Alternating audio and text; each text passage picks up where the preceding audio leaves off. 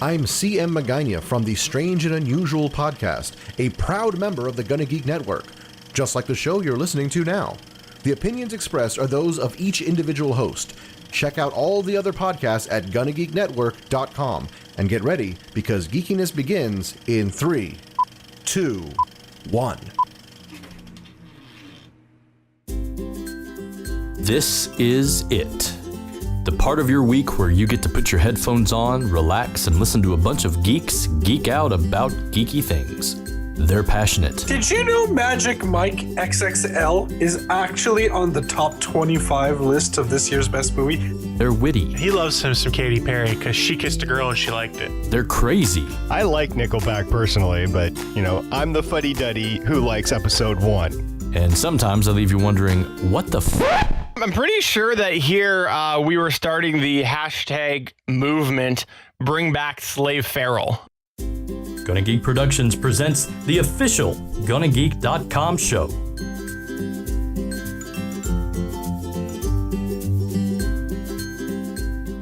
Hello and welcome to episode 158 of the official GonnaGeek.com show. My name is Stephen Jondrew, and with me today is Stargate Pioneer. It's the show! It's time to get things funky, it's time to get your geek on, and it's time to just have some fun. Hi guys, how's it going? And a special shout out to Jason Bryant down in Rio. Thanks for watching, sir. We also have with us the very, very electronic Chris Ferrell. So now that this rebrand's done, I need a new mic flag, boss. As do I. And finally, returning with us, we have the one and only, we cried ourselves to sleep over the last 2 weeks. JS is back. Woo woo! What's up, everybody? I want to give out a shout out to Starlight in Florida. I know I still owe you some money. Don't worry, I'll pay you one day. By the way, a special shout out. We did allude to it right there at the beginning. We have officially made the transition to the GonnaGeek.com show. That has been a long time coming. Thank you very much to Steve Boyd for recording that voice work. I do sincerely appreciate it. We've been doing video for like a year now, so it kind of makes sense to drop podcast and bring in show. Thank you very much to Stargate Pioneer and Chris Ferrell for both suggesting that.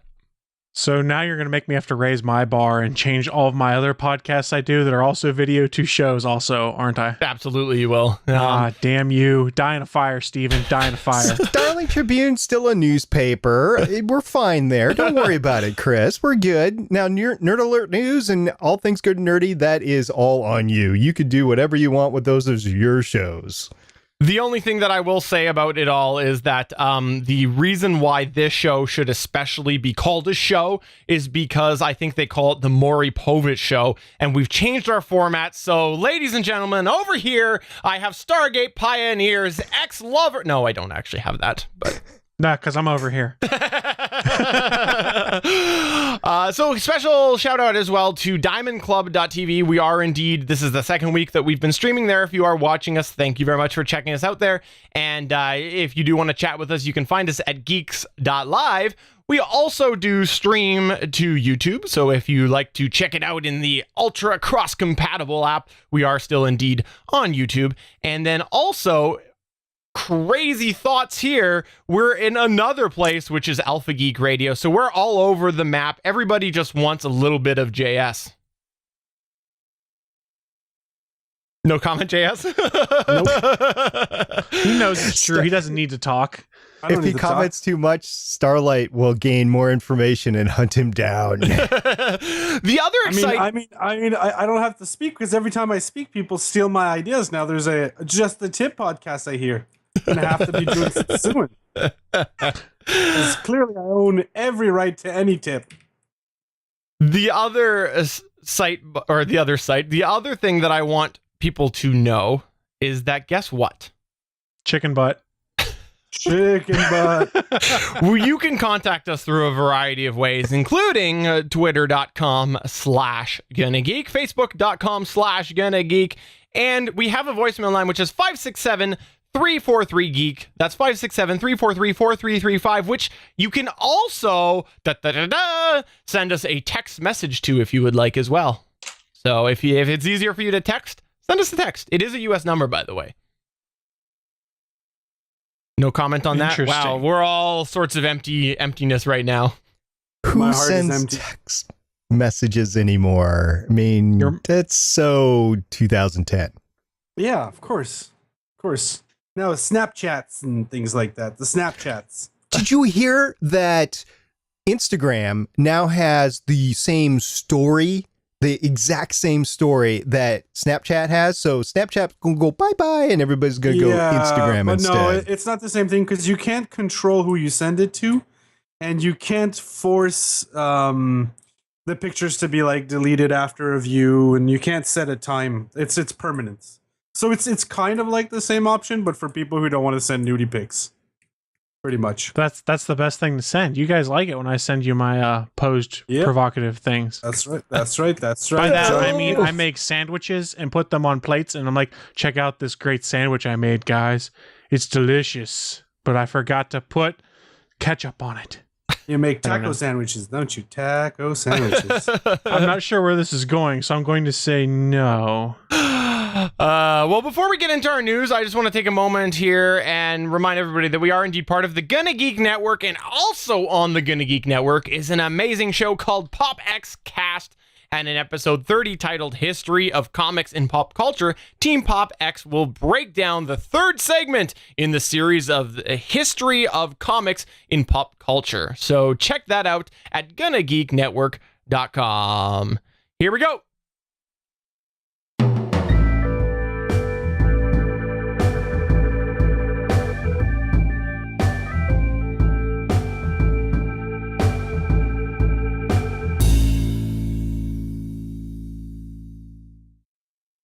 Ooh, that looks pretty good. Well, thank you, JS. I do appreciate your support. Always appreciate your support, if you know what I mean. I don't. His support or his clarify. supporter? Let's just leave that all alone. So this week in the news, we're going to start off with the one and only Stargate Pioneer. Some people call him Space Pioneer, and today he's going to tell you about dump. Another one bites the moon dust? What? Some people call me a space pirate. Oh, what a good song. Yeah. Do they There call you a go. space cowboy though? No, it's space pirate. It goes with the SP, the only SP, Stargate Pioneer.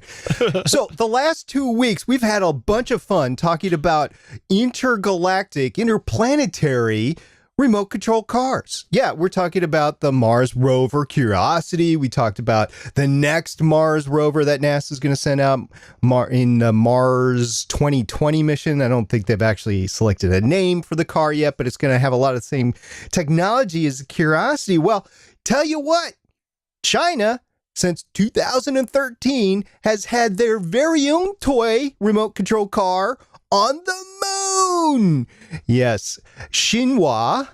Some people say it's not really there. The moon or the Chinese probe? The Chinese probe. Okay. Well, the Chinese space agency Xinhua, they actually, or the news agency Xinhua actually said that unfortunately their little rover called Youtu has passed away. It's not functioning anymore. Now, Youtu was great because what happened is they put it on the moon and it worked for quite some time, about 2.5 years, and then it stopped in February 2014. So there's a little bit of intermittent work, but then it started working again miraculously. So JS, I say to you, they sent a tech up and fixed it. And I'm asking you, are you that tech that they sent up to fix the Youtu? Did you ever see that that picture of a tech fixing the Mars rover? Yes.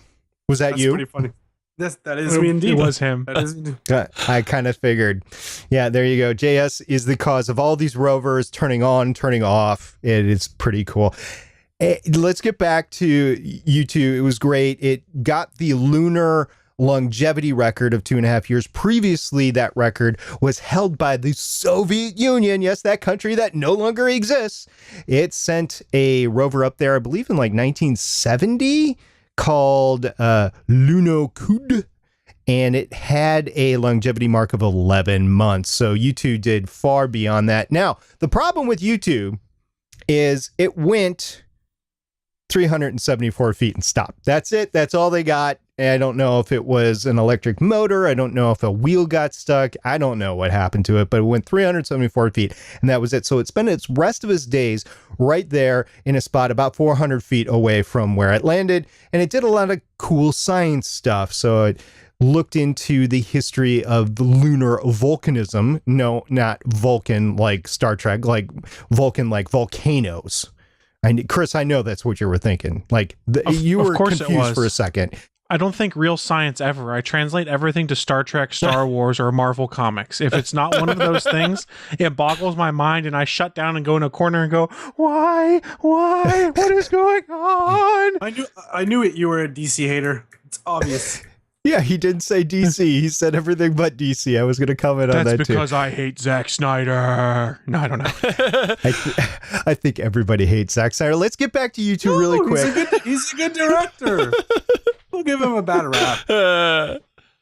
So Youtu did a lot of great science on the moon, and let's give the Chinese some credit. They're headed back to the moon with another rover in the future. They didn't give an exact timeline, a year, and they plan to put astronauts on the moon by the mid-2030s, which is coincidentally about the same time frame that NASA wants to put astronauts on Mars. Now, we have not had people on the beyond low Earth orbit since 1972. December 1972 was when Apollo 17 reached the moon and came back. So it's been 24 years, guys, and it's going to be in December of next year, 25 years. That's how hard it is. And I just hope it works out great. Now, last week we talked about Columbus, remember? And we talked about how much money, or 2 weeks ago, how much money it took for Columbus to go back and forth I try to equate it to the $2 billion for the Mars 2020 rover. Guys, it's tough out there. It really is. And the fact that we haven't been there in 25 years really pushes that one home. And I really wish everybody great luck in getting out there. It's took a while to get to America. It's going to take a while to get out into the solar system, especially with the amount of price that it costs and the amount of dangers that is out there. So, but this is great. I mean, the Chinese did something. We're doing something on Mars. SpaceX is doing something with Red Dragon. We've got stories all the time of students doing stuff in low Earth orbit. There was a story about a record being played in low Earth orbit. That's all cool. Yeah. Yeah, it is pretty cool. That is pretty cool. In the chat, by the way, at geeks.live, you can definitely chat with us there when we record live on Mondays. We have an interesting topic of conversation there, which is about how long until Neil Armstrong's footprints might possibly go away. Now, here's the thing on that. Number one, I do have a question on that.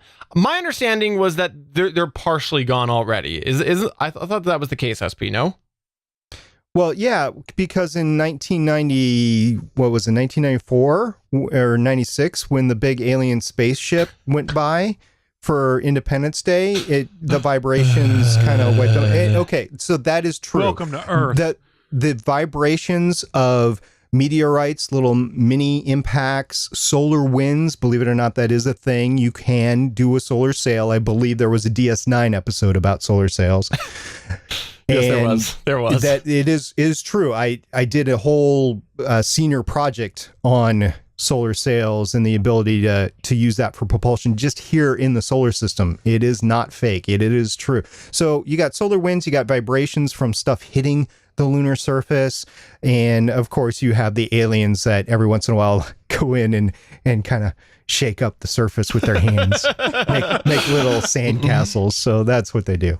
Now, with that said, I actually think, though, the original landing site is something that as more people start to go there, I think it would be really good if all of a sudden a bunch of countries are going, or a bunch of private sectors. I think it would be really good for them to get together and preserve the area. Like, come up with something that they can do to make sure that it is agreed to be preserved. I think it would be really nice to have.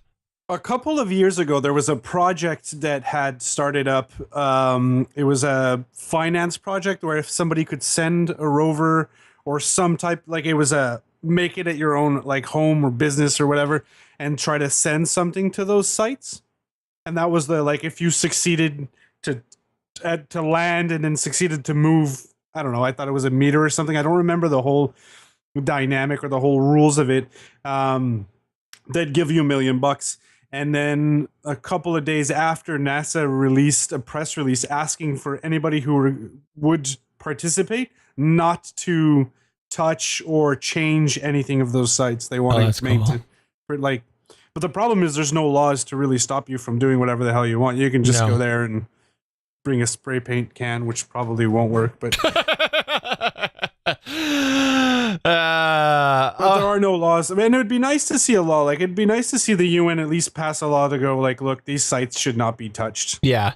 No, I agree. And I think, like, you know, anything of historic, right? Like, you know, I don't care if it was landing, like, just craft landings, first craft landings, things like that. I think it would be really good to try to preserve these things. And the second point that I had on this topic is, in my opinion, more important. Just want to say that we now have a soundbite of SP saying that Youtu is dead. R.I.P. Bono.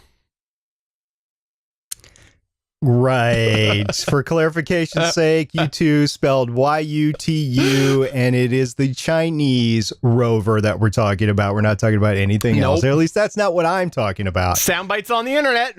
Live with it, SP. Hello. That's all I'm going to say. By the way, YouTube is translated in Chinese as Jade Rabbit. So the Chinese had a little fun with little green Martians. All right, let's move on to... There's a reason for that, right? Because the moon is a god empress, or she's a god, and she has a pet. It's a jackrabbit. It's actually part of the mythos. That's why they call it. Yeah. Yeah, that's pretty cool. All right, well, let's move on to our second news point, which comes courtesy of Chris Ferrell, as well as Nerd Alert News, as well as a bunch of other places on the Gonna Geek Network. It is that Nintendo equals no fundo. So last week we talked about the fact that you could go to archive.org and you could go see 145 different issues of Nintendo Power dating back to 1988 that would have been scanned in, fully available at no cost. You could read them, you could download them, you could have a nostalgia trip as you go and see the crappy ads from the early 1990s and the fashion from the early 1990s. And I don't know about you guys, I had a lot of fun going on archive.org and browsing through some of these old Nintendo Powers that I remember having read as a kid. Well, that fun can happen no more. If you go to archive.org right now, you will see that all of the issues of Nintendo Power have in fact been pulled from archive.org. There was no notice as to why the collection has gone empty, but Polygon did reach out to Nintendo for comment, and they gave a statement saying, quote, "We must protect our own characters, trademarks, and other content," end quote. Now, Nintendo has been cracking down on a lot of things that are fan versions of their properties or uploads of Nintendo Powers, because there was a Metroid 2 fan project that was ongoing where Nintendo had also taken it down for this following reason. They said, "The unapproved use of Nintendo's intellectual property can weaken our ability to protect and preserve it or to possibly use it for new projects." So Nintendo's kind of cracking down on a lot of these things. The thing I don't understand is, why are you going to pull down magazines off of archive.org that have been on there since February? It's not like, granted, the internet blew up about this last week. Everyone's like, oh my God, Nintendo Powers on archive.org. But it had been there since February, and now Nintendo kind of comes in and goes, we have to protect our property. You're going to protect property that is sometimes 15 years old. I don't see what the win here is for pulling it down, because the win for them was nostalgia. Everyone was reading these things and talking about old classic Nintendo games. Well, I can actually answer that question for you here. And I'm going to take you back to a wonderful date. The date was July 4th, 1776, and there was a country named the United States of America that was born. And it was a Thursday. It was Thursday, whatever. No, it doesn't concern me. No, it was Thursday. Okay, well, there you go. Thursday, July 4th, 1776.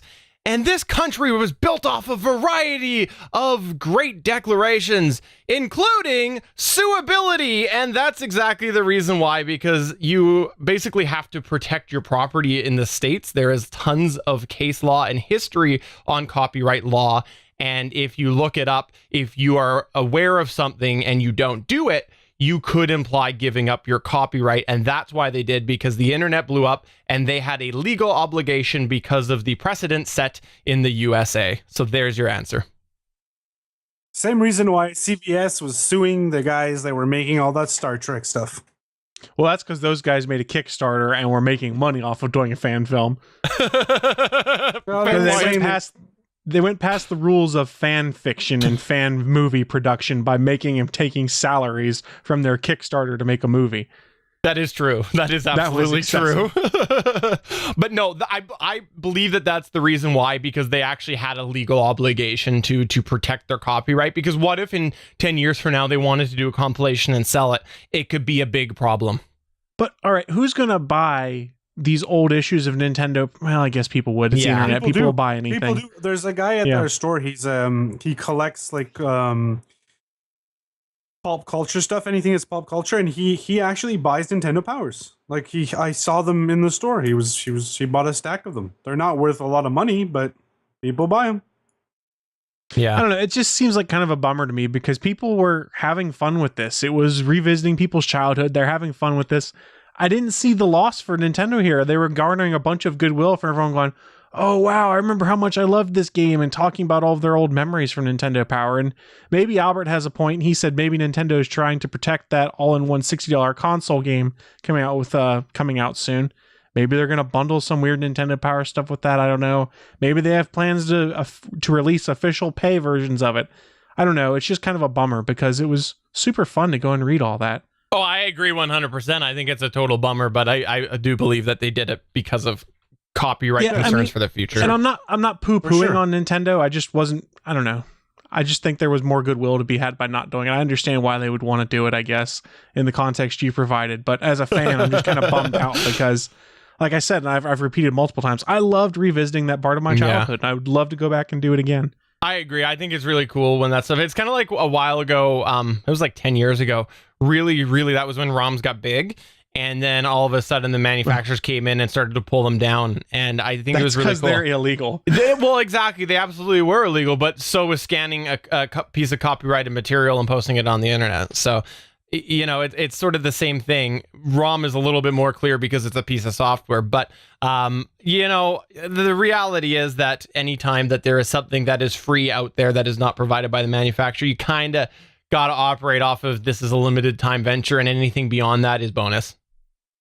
Agreed. Fair enough. All right, well, let's move on to our next news point, which comes from myself, and also the exciting thing, SP's really excited, and it's that Gonna Gleek is gonna finally happen. That's right, if you are a longtime fan of this show, well, first off, our sincere apologies. Secondly, Gonna Gleek is a concept that I think SP actually thought of, which was that I was going to do a fan podcast called Gonna Gleek. Okay, maybe it was Chris. Sorry, it was Chris. It was I've Chris. never seen the damn show. How is it going to be me? So somebody's idea was that I did a fan podcast on Glee, and it was going to be called Gonna Gleek. Well, as we all know, there are two wonderful actors/actresses, wonderful loosely used, on the CW called Grant Gustin and Melissa Benoit. I think that's how you say her last name. No. I know it's not. Benoit balls, really? So anyways, these two are former Glee folks, actors and actresses. And guess what? The CW has listened to the fans, and they have said that we will do a 2-part musical crossover episode in addition to the crossover that was announced for all 4 shows. Number 1, CW, dumb idea. I'm going to go on the record right now and say this is terrible. Agent Carter, okay, let me back up here a moment. First off, I have a slight history in musical theater. Growing up, I participated in the local musical theater program, and as such, I have an appreciation for some musicals.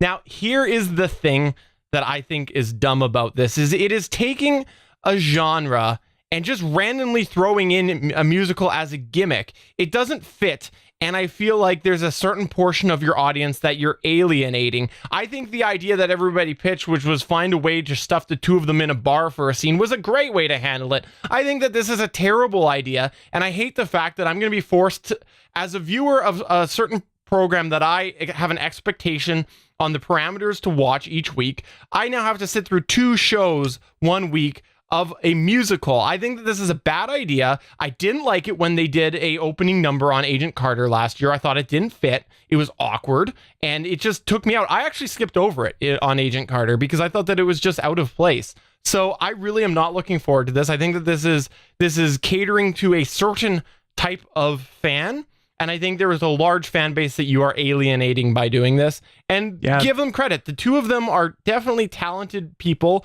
talented singers, but it's just out of place. That's Didn't why Buffy it would do never this work. and Firefly do this? Buffy Like, never did this and was successful with it. Neither did Scrubs, for instance. Oh yeah, Scrubs. Yeah. If it's well done, who cares? It'll be fun. People talk about it, get some interesting buzz. And there's a rumor going around the internet. Now, it is a complete rumor. It could end up being completely non-true, that supposedly Joss Whedon is coming on board or is interested in coming to do the crossover musical episodes. And if you remember, Joss Whedon did a musical episode of Buffy. He did an episode of Buffy where nobody talked. He's done all sorts of crazy, weird gimmick TV, and it's worked because he has a touch that just appeals to people. Yeah. It appeals to a certain demographic. I don't know that.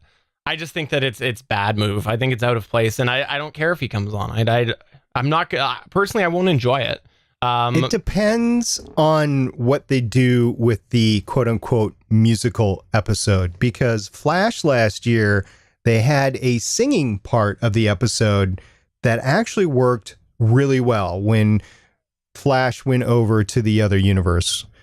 And I remember that as, wow, that the actor, I can't remember his name, the one that plays a cop, he's got a set of pipes to him. Yeah, but that's the difference. It worked because it was like 30 seconds to a minute. It was one scene, and it wasn't the whole show. Because here's my big problem with it is, if you're gonna do it as a musical, it's gotta be good.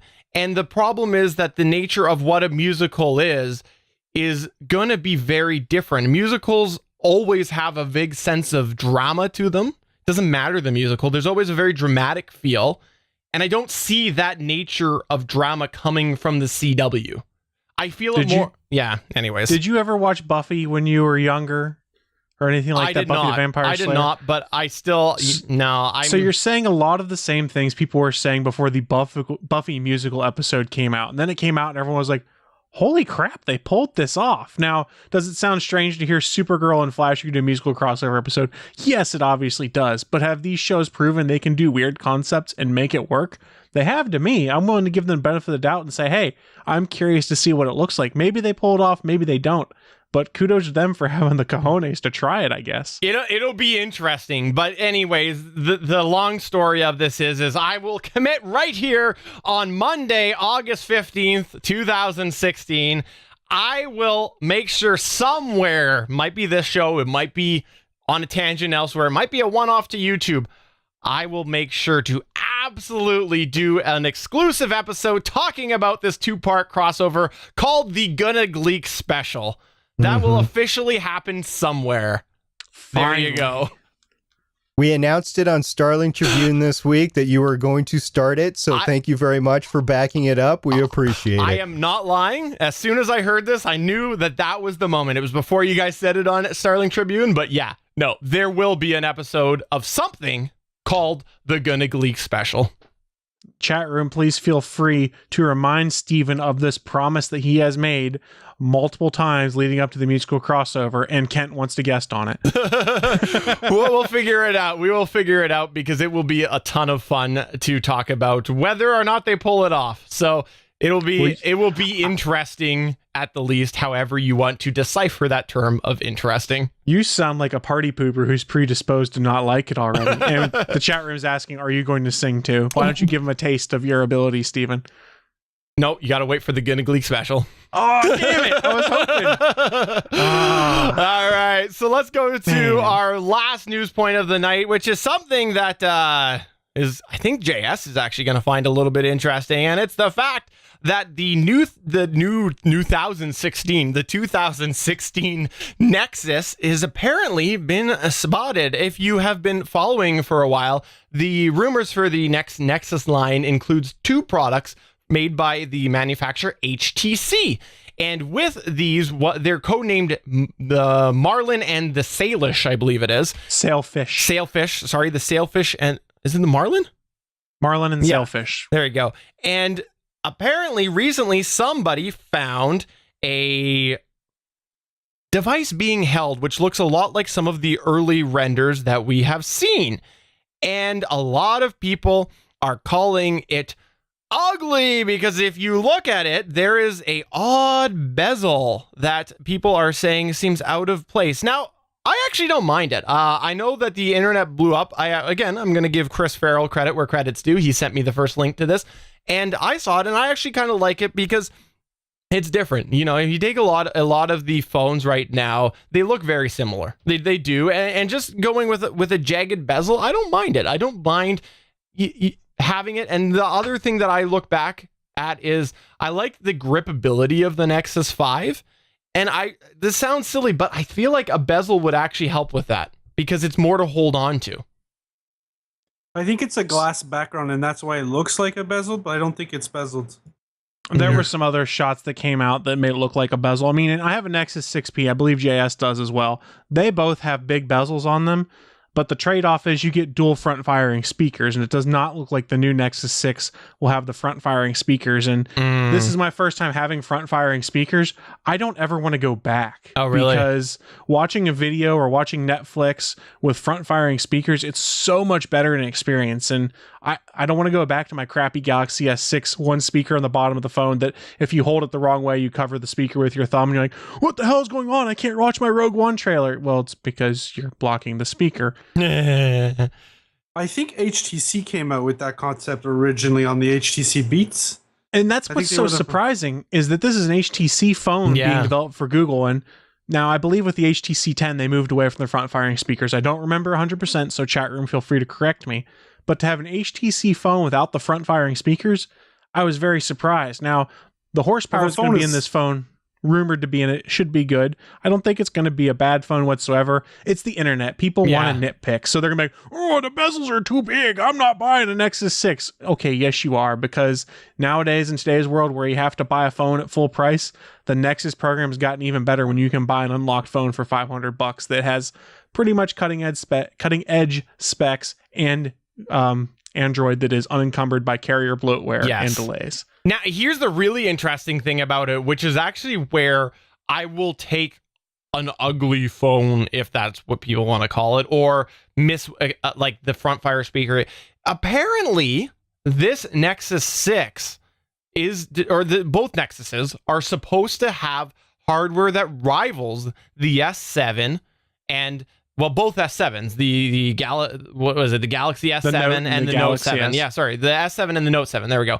And apparently this year it's supposed to be the same type of hardware, if not a little bit more better. And what's really interesting about that is traditionally, if you look at it, it is something that the Nexus has always been slightly behind in the software. So I'm really excited to see that this rumor is that it is going to be a pretty strong piece of hardware.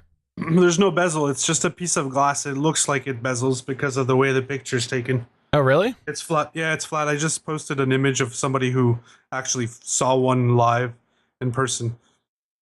So it's going to look a little bit... So it does have that little curve in the back that the 6 has a bit here. Yeah.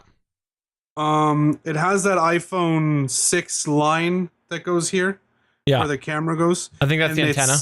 It would seem that this whole back plate of the 6, where the camera and the touch finger is a glass piece. Mm-hmm. That's what it looks like. Yeah. Now the photos that JS is talking about, I have seen them, and the people are actually claiming that it still does appear to be bezeled. That if you look at the photos, which if you go to geeks.link/158, you can actually pull this up on YouTube. There is sort of an area that's on the side view. It's hard to see because there is clearly light refraction in it, and people are thinking that that's where the bezel is. So it's really tough to say, but in any case, I'm excited about this phone. Look at all the wasted look at all the wasted space on the top and bottom of the glass on the front of the phone. That's where I think you're going to have a lot of people. And that's tradition with these Nexus phones lately. They have a lot of space on either side of the top or bottom of the screen. Something I forgot to, I don't know if you guys brought up, but remember 2 episodes ago we talked about how the iPhone's going jackless? Yes. Yes. They're actually going to make, and I don't know if this is a rumor, it's true or not, but I saw pictures of this. They're good. They are going to provide you with a headset, and the headset is going to actually plug in the charger hole. Yes, that is correct. But Which then means you can't charge your it. phone. Yeah.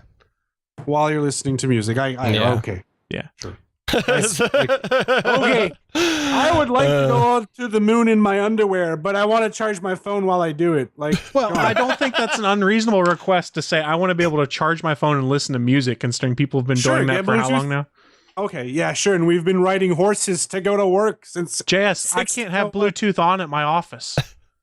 Yeah, but you work like you throw bombs on other countries and then cover it up. Say it's other countries that do it. What am I supposed to say? Okay, One guy two thinks- things. I got 2 things here. First of all, I'll bet I you don't do. care.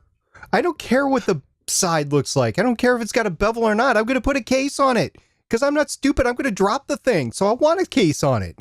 I've got a nice OtterBox, whatever it is, commuter or whatever on my phone right now. So yeah, I'm going to put a case on. I'm never going to see the bezel. And the second thing is, yes, I want that 100-year-old, by the way, 3.5 millimeter headphone jack on my phone because I agree with Chris. I agree with whatever. I agree with Chris, and I want that headphones because it's so interoperable with everything right now. And Bluetooth, I've looked at the Bluetooth since we talked about it. I've looked at Bluetooth headphones. They just don't excite me. I have not found one that I can use in the gym properly. I'm so confused at how all of us are like, Apple can't do this. Apple can't do this. Apple has done this before. The first iPhone had a freaky jack. Like it looked like a lady clit. Jeez. Well, let's be honest. Apple has a tradition of just dropping things when they want to on their devices. They brought in FireWire, they dropped FireWire and things like that. So they do that. The problem is this is such a constant thing, the headphone jack. Like SP said, it's been around for 100 years. They want you to go buy their super expensive piece of equipment. They want you to buy their Beats headphones. Yeah. How many of us bought the new iPhone? Was it the 4? And we had to get that stupid $25 rim condom. Yeah. Like we all went and bought 10 of them. And like it real cost quick, $150. Before anyone accuses me of being like, oh, Chris is just an Apple hater, Android phones have done the same. The Moto Z dropped the headphone jack. It is a USB-C to 3.5 millimeter dongle they provide with the phone so you can listen to music. And you have the same problem there where you can't charge your phone and listen to music at the same time. Mm-hmm. Well, it'll be interesting in either case because it sounds like a couple manufacturers are doing this. Maybe they're going to put wireless charging devices on the phone. Like the Nexus 5 used to have. That would be interesting. Here's the thing. I doubt it because this is a move to be in the race to thinness, to have the thinnest cell phone out there. That's why Motorola did it also. And they made sure they touted the fact, we're the thinnest cell phone on the market. It's dumb. Yeah. Well, anyways, I'm glad we talked about this because we got a wonderful quote from JS that we might have to use. So there we go. But is that going into the video intro? It might. We'll see. But thank you very much for your conversation, everybody, with us. And we would absolutely love to know, what do you, the listener and viewer, have to say? Please do let us know through all of those ways that we mentioned. Facebook.com/GonnaGeek. Tweet us at GonnaGeek. You can give us a call or a text to 567-343-GEEK. That's 567-343-4335. Please do let us know. And now let's just go ahead and move on to our last segment, which is what? Steven and Chris's geeky stuff. Here we go.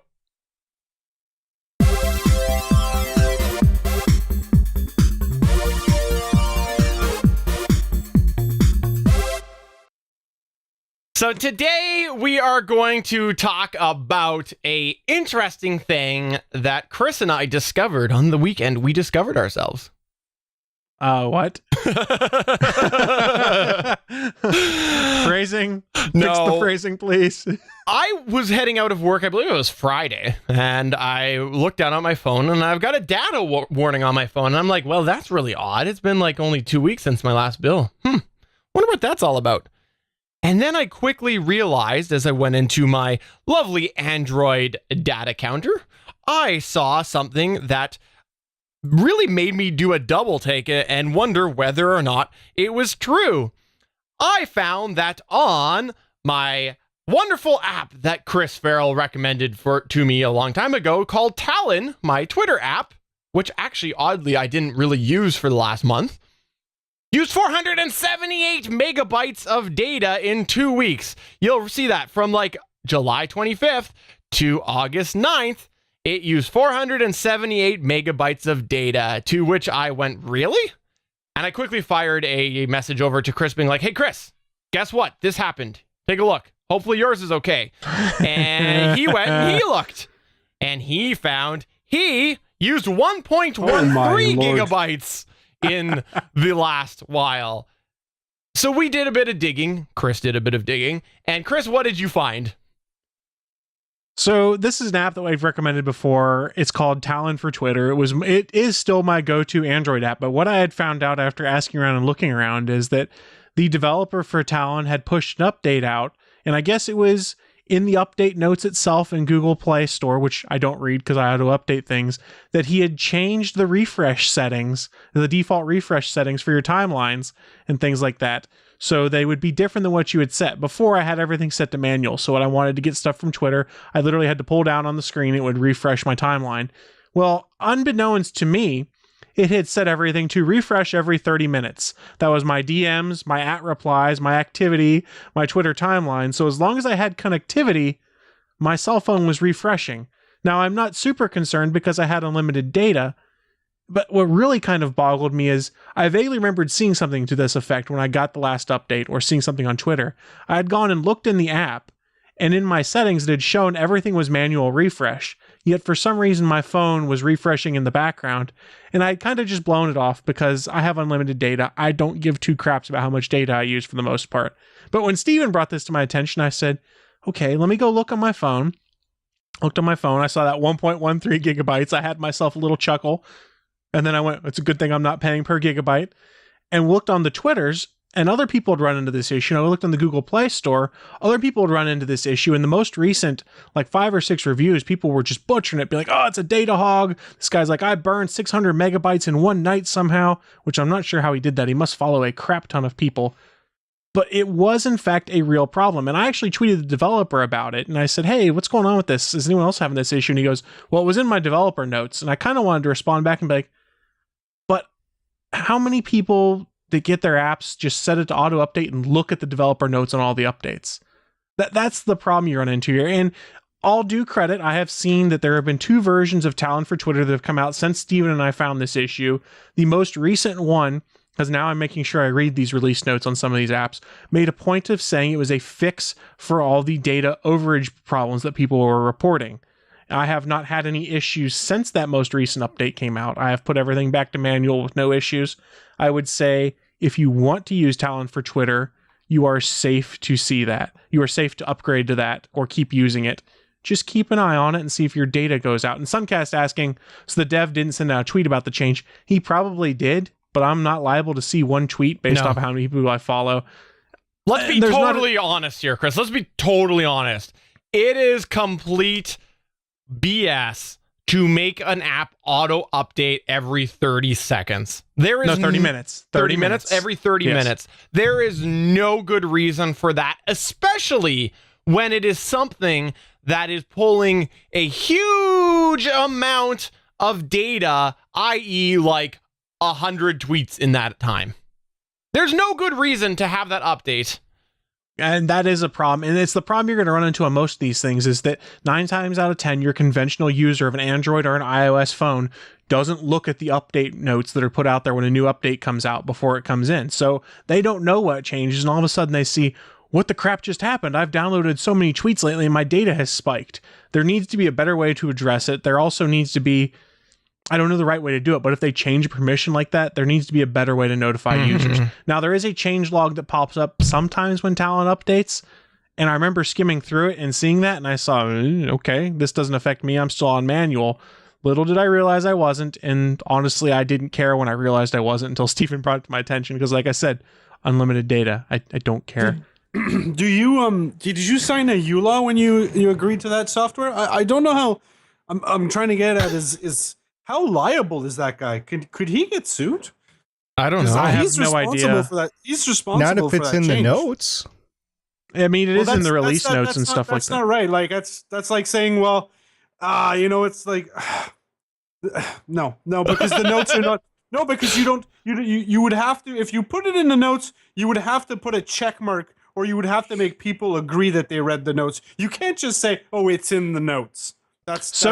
From what I do recall, when there is a new version that comes out, not all the time, but most of the time, there is a release notes thing that pops up on the Twitter app when it comes up, where you can scroll through and hit OK. I don't recall if there was one with this one or not. The bigger problem is what Steven talked about is, why would you push an update out that changes people's refresh settings? Yeah. I don't know what the reasoning was for. I can go and look through all the release notes.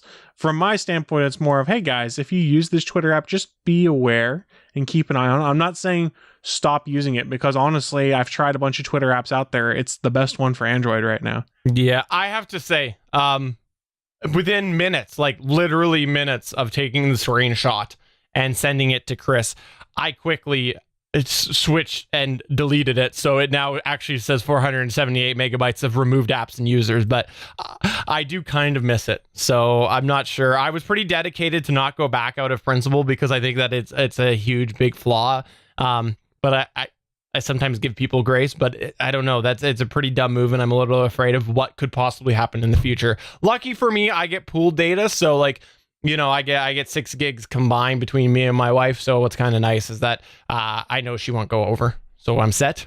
But yeah, I don't know if this is new, but Rogers has this new option now. When you go over your data on your plan, they actually lock your phone, and you have to agree so they send you a message, and then you have to agree. They say your data network or cellular data is locked.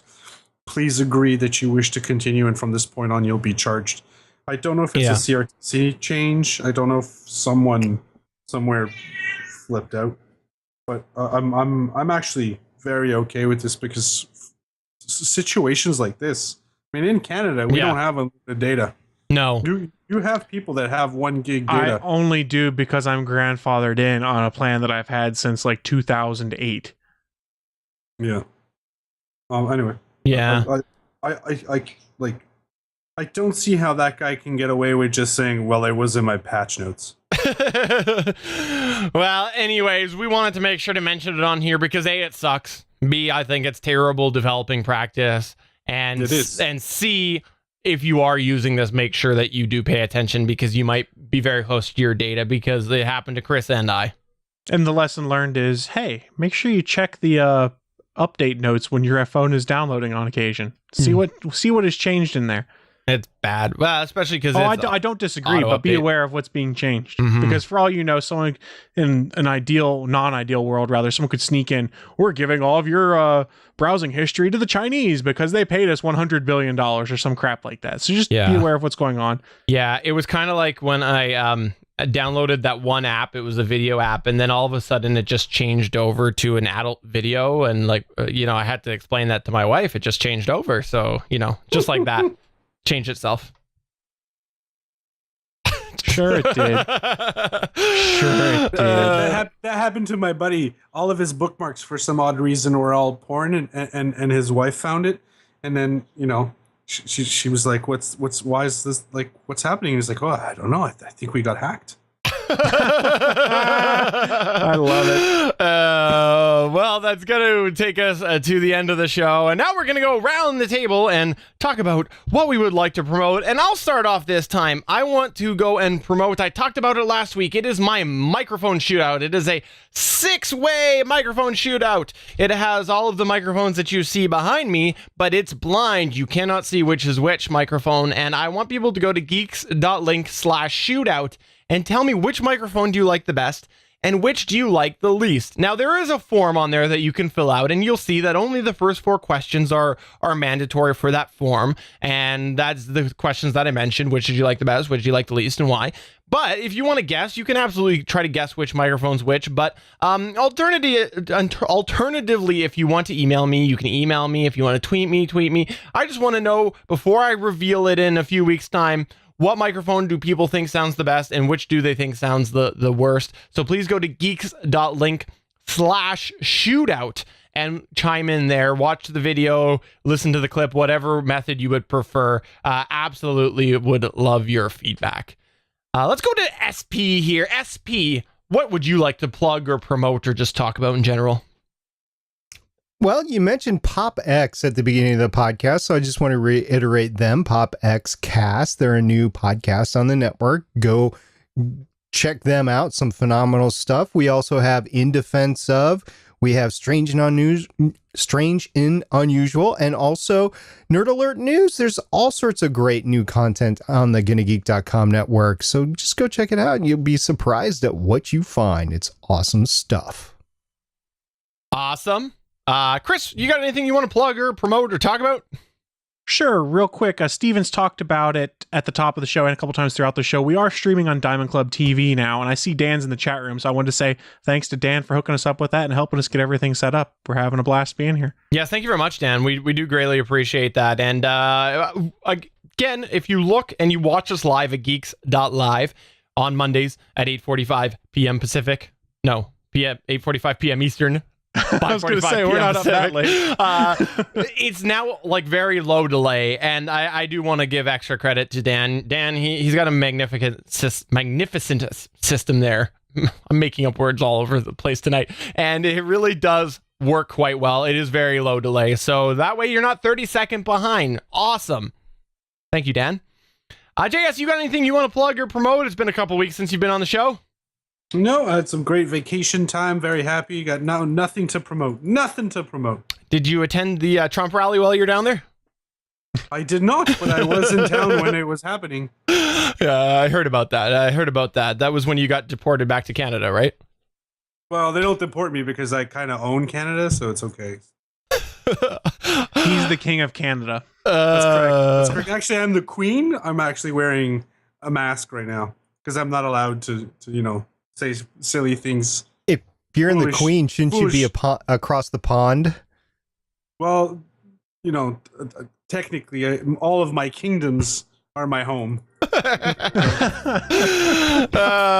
that does take us to the end of episode 158 of the official GonnaGeek.com show. So for episode 158, I am saying GonnaGeek.com show! I used 1.2 gigabytes of data on Twitter.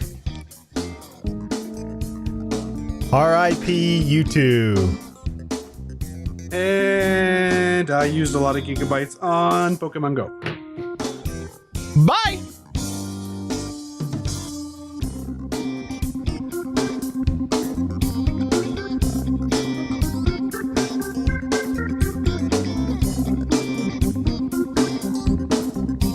Thanks for checking out another episode of the GonnaGeek.com show. If you enjoyed it, please give us a 5-star review in iTunes or a thumbs up on YouTube. We encourage you to send your feedback by email to show@GonnaGeek.com.